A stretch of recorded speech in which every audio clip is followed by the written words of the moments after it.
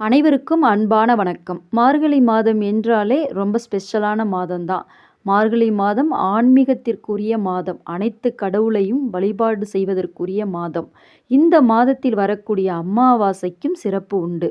இந்த அமாவாசை தினத்தன்று நம் வீட்டில் உள்ள கடன் சுமை குறைவதற்கு இந்த 3 பொருட்களை சேர்த்து ஒரு சின்ன பரிகாரம் செஞ்சு பாருங்க. அந்த பரிகாரம் கட்டாயம் பலன் கொடுக்கும். இதுக்கு நீங்கள் ரொம்பலாம் செலவு பண்ணணும் அப்படின்றதெல்லாம் கிடையாது. உங்களுக்கு நம்பிக்கை இருந்தால் செய்யுங்க, இல்லைன்னா விட்டுருங்க. ஆனால் நம்பிக்கையோடு செஞ்சிங்கன்னா அந்த பரிகாரம் நல்ல பலன் கொடுக்கும். அனைத்து மாதங்களிலும் அமாவாசை வருகிறது. அமாவாசை என்றாலே முன்னோர்களுக்கு திதி கொடுப்பது, தர்ப்பணம் கொடுப்பது, பிண்டம் பிடித்து வைத்து அவங்களை நினைத்து எள்ளும் தண்ணி இறைப்பது, காக்கைக்கு உணவு வைப்பது. அதோடு இல்லாமல் நம் கடன் சுமை குறைவதற்கும் இந்த அமாவாசை திதியை நாம் பயன்படுத்தி கொள்ளலாம்.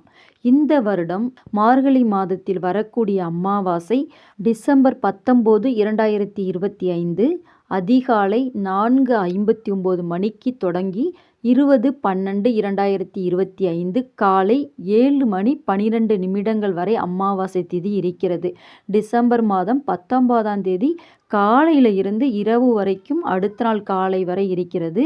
இந்த பரிகாரத்தை நீங்கள் 19ஆம் தேதி இரவு 8:30 மணிக்கு மேல் 9 மணிக்குள்ளே இந்த பரிகாரத்தை செஞ்சுருங்க. அன்னைக்கு பார்த்தீங்கன்னா 19ஆம் தேதி வெள்ளிக்கிழமை வருகிறது. மகாலட்சுமி தாயாருக்கு உரிய நாள், நமக்கு செல்வத்தை தரக்கூடிய நாள். அன்று அனுமன் ஜெயந்தியும் வருகிறது. வெற்றியை தரக்கூடிய ஆஞ்சநேயரை வழிபடக்கூடிய நாளும் அன்றுதான். அன்றைய தினத்தில் அனுமன் ஜெயந்தி அன்று நாம் விரதம் இருக்கலாம். ராகு, கேது, சனி தோஷம் இருப்பவர்கள் சிவன் கோவிலுக்கு சென்று ஒரு அகல் விளக்கு ஏற்றி வைத்து வழிபாடு செய்தாலே போதுமானது. அமாவாசை என்பதால் அன்றைய தினத்தில் முன்னோர்களுக்கு தர்ப்பணம் கொடுத்துருங்க. விரதம் இருந்து காக்கைக்கு சாதம்லாம் வச்சுருங்க. இதை இரவு நேரத்தில் தான் இந்த பரிகாரத்தை செய்யணும். நீங்கள் மாலை வேளையில் ஒரு மஞ்சள் நிற துணியை எடுத்துக்கோங்க. மஞ்சள் நிற துணி இல்லைன்னா சதுர வடிவில் ஒரு சின்னதாக ஒரு துணியை, வெள்ளை நிற துணியை கட் பண்ணி மஞ்சள் தண்ணியில் நனைச்சி காய வச்சுருங்க. நல்லா காய வச்சு அதை எடுத்துக்கோங்க. அந்த மஞ்சள் துணியில் ஒரே ஒரு விரலி மஞ்சள், ஒரு கைப்பிடி அளவு கல்லுப்பு, ₹1 நாணயம், இந்த 3 பொருட்களையும் வைத்து நல்லா முடிச்சு போட்டுக்கோங்க. அவுராத மாதிரி நல்லா முடிச்சு போட்டு கட்டி உங்கள் வீட்டு பூஜை அறையில் வச்சுருங்க.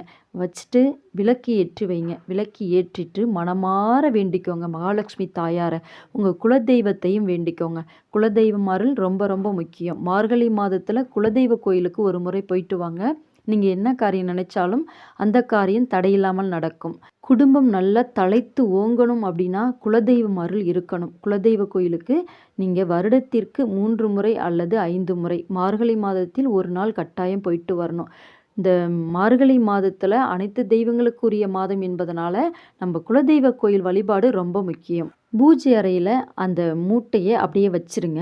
வச்சுட்டு ஒரு விளக்கு ஏற்றி வைத்து மனதார வேண்டிக்கோங்க. மகாலட்சுமி தாயாரையும் குலதெய்வத்தையும் மனமுருகி வேண்டிக்கோங்க. என் கடன் சுமை குறையணும், அடுத்த வருடத்திற்குள் என் கடன்கள் அனைத்தும் தீர வேண்டும், அதற்கு நீதான் வழிகாட்டணும். குலதெய்வத்தை பேரை சொல்லி மனசார வேண்டிக்கோங்க. உங்கள் குலதெய்வம் உங்களை கைவிடாது என்றைக்குமே. நம்ம குலதெய்வத்தை நாம் நம்பினா நம்மளோட கஷ்டங்கள் அனைத்துமே தீரும்.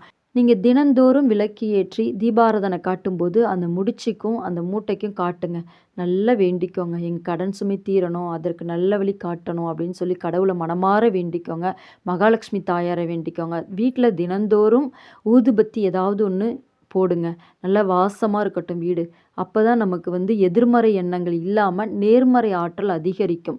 எதிர்மறை எண்ணங்கள் நம்ம வீட்டில் இருந்தாலுமே அது வெளியில் போயிடணும். இந்த முடிச்சை நீங்கள் அப்படியே வச்சுருங்க. மாதம் வரக்கூடிய அமாவாசை தினத்தன்று அந்த முடிச்சை அவுத்துட்டு அந்த கல்லுப்பை தண்ணியில் கரைச்சி கீழே கால்படாத இடத்துல கொட்டிடுங்க. அந்த விரலி மஞ்சளை நீங்கள் தண்ணியில் ஓடுற தண்ணியில் விட்டுருங்க. அல்லது கால்படாத இடத்துல அது 2யும் போட்டுருங்க.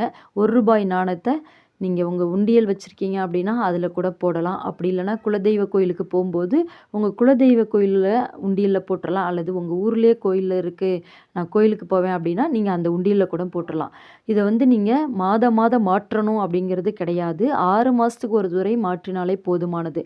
நீங்கள் மாற்றணும், அதை மாற்றி வச்சா நல்லாயிருக்கும் அப்படின்னு நினச்சிங்கன்னா மாற்றி வச்சுக்கோங்க. இதை நீங்கள் வச்சுட்டு உங்களுக்கு ஒரு 2-3 மாதத்துலேயே நல்ல மாற்றங்கள் ஏற்படும். உங்கள் கடன் சுமையில் ஓரளவாவது குறைய ஆரம்பிக்கும். அதற்கான வழியும் உங்கள் குலதெய்வம் உங்களுக்கு கொடுக்கும். கட்டாயம் பரிகாரத்தை செஞ்சு பாருங்கள். உங்கள் கடன் அடையும். நம்பிக்கையோடு செய்யுங்க. நம்பிக்கை இல்லாமல் எந்த ஒரு பரிகாரத்தையும் செய்யாதீங்க. முழு நம்பிக்கையோடு செஞ்சு பாருங்கள். உங்கள் கடன் அடையும். இந்த வீடியோ பிடிச்சிருந்தால் லைக் பண்ணுங்கள். உங்கள் ஃப்ரெண்ட்ஸ் அண்ட் ஃபேமிலிக்கெலாம் ஷேர் பண்ணுங்கள். அவங்களும் இந்த பரிகாரத்தை செஞ்சு அவங்களும் கடன் சுமையிலேருந்து வெளியில் வரட்டும். இந்த வீடியோவை லைக் பண்ணுங்கள். நம்ம தெய்வீக ஆற்றல் சேனலை சப்ஸ்கிரைப் பண்ணிக்கோங்க. மீண்டும் அடுத்து ஒரு பதிவுடன் நான் உங்களை சந்திக்கிறேன். நன்றி, வணக்கம். வாழ்க வையகம், வாழ்க வளமுடன்.